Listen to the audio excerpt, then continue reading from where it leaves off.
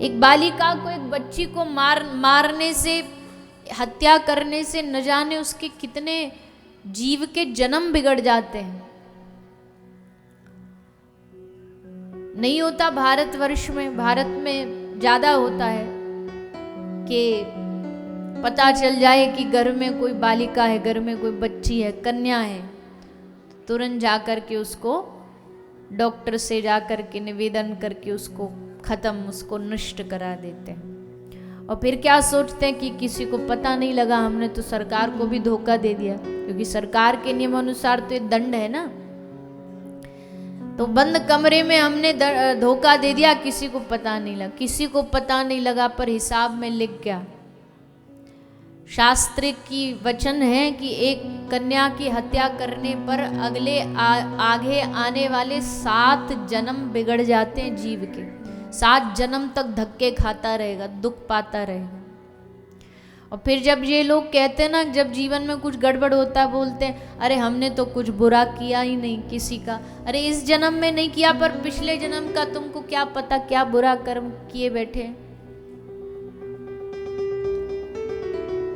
तो ये अपराध कभी नहीं करना चाहिए। किसी भी कन्या को गर्भपात करा के, मार करके, भ्रूण हत्या करके, या जन्म हुआ तो उसको कोई कचड़े के डब्बे में फेंक गया, कोई हॉस्पिटल के बाहर फेंक गया।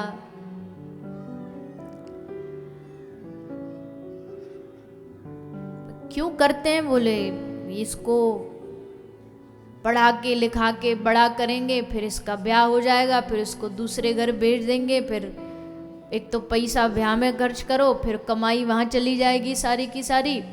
तो इसको, पुत्री को, इससे बढ़िया बेटा होगा तो बेटा कम से कम कमाई हमें तो देगा।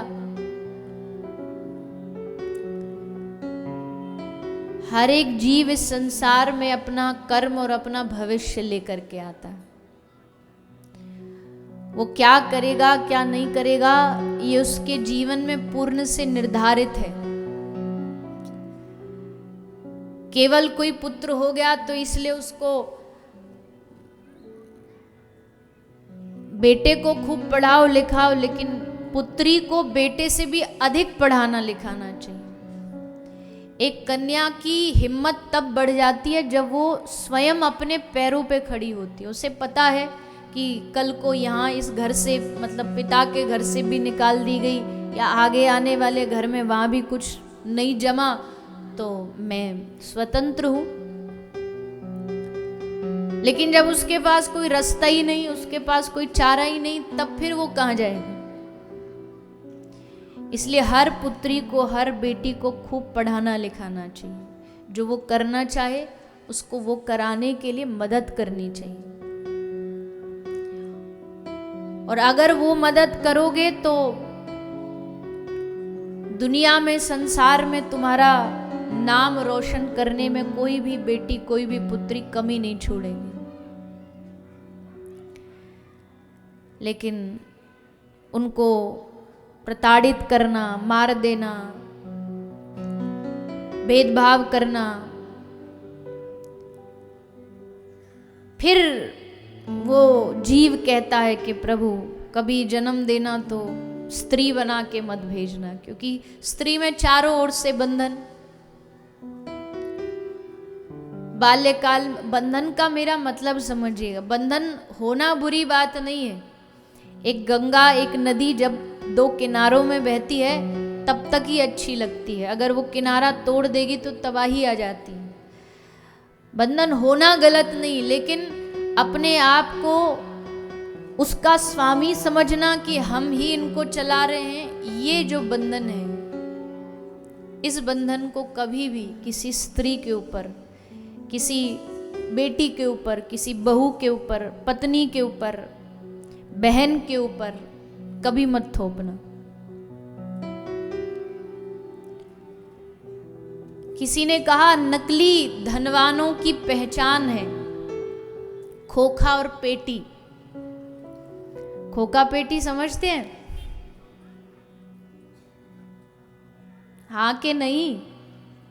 नहीं? खोखा पेटी मतलब 1 लाख और 1 लाख खोखा, 1 लाख पेटी। हाँ मतलब 1,00,000 1 करोड़ ऐसा समझ लो। तो नकली धनवानों की पहचान होती है खोखा और पेटी, पर असली धनवानों की पहचान है जिसके घर मुस्कुराए बहू और बेटी।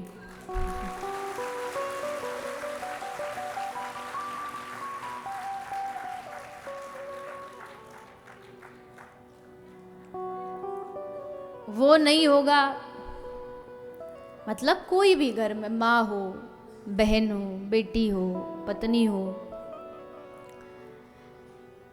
ये नहीं कि घर में आए एकदम तगड़े बने हुए और आके बोले तू करती क्या है घर पे सारा दिन। वो जो करती है वो कोई ड्यूटी वाला भी नहीं कर सकता, क्योंकि ड्यूटी वालों को कम से कम संडे को ऑफ तो रहता है, छुट्टी तो रहती है।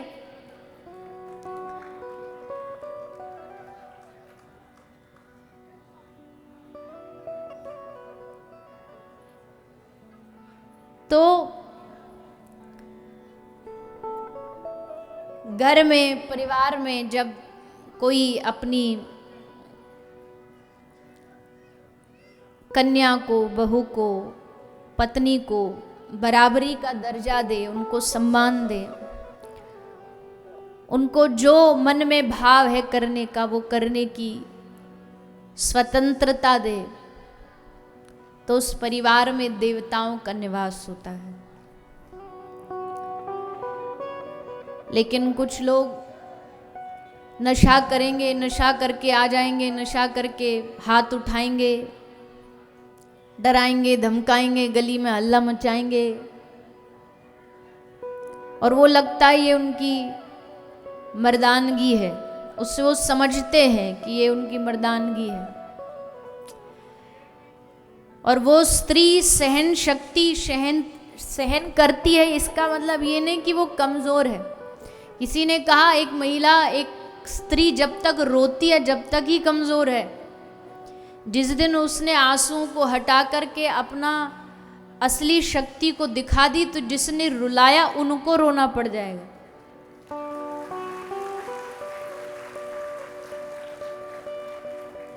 दो दिन घर में ना रहे तो पता चल जाता घर में कौन भोजन बनाएगा, कौन क्या करेगा।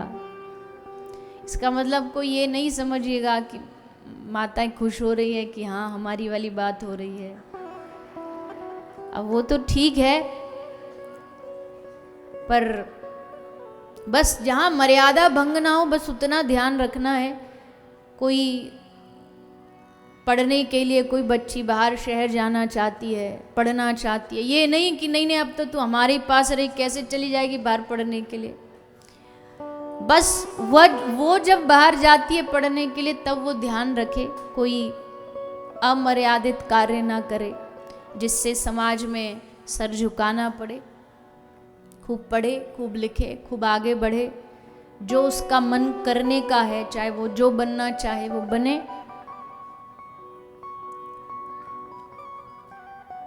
और जो माताएं हैं वो भी बस थोड़ा ध्यान रखें। बात तो सही है कि आप घर को चलाने वाली हो, पर कभी कभी घर को तोड़ने वाली भी बन जाती है।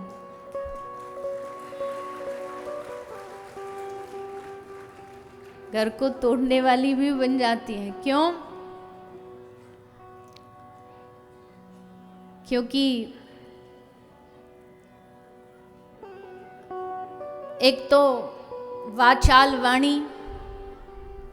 वाणी में कई माताओं की इतनी कर्कशता होती है, इतना कटु, नीम भी फीका पड़ जाए इतनी कटुता होती है।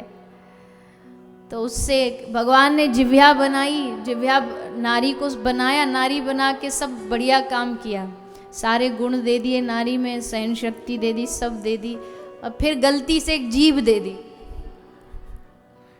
अब उसमें कभी कभी इतनी कटुता भरे वचन, तो घर का काम धंधा हो गया, काम धंधा होके अब बैठ गई इकट्ठा होकर के, सबरी पड़ोसनों को बुला लिया। कुछ गांव की महिलाओं ने एक व्हाट्सएप ग्रुप बनाया और उस ग्रुप का नाम रखा आओ बहन चुगली करें।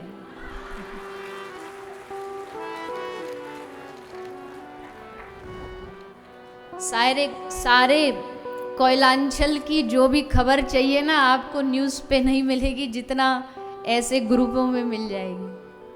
आजकल तो गांव शहर सब जगह मैया चलाती हैं, तो आके बैठ के बस इधर की बातें उधर की बातें।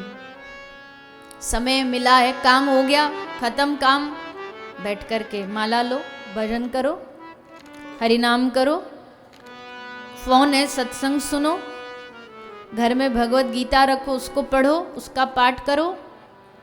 समय मिलेगा ही कहाँ आपको कि आप यहाँ तहाँ जा कर के चुगली करो, कटु शब्द बोलो,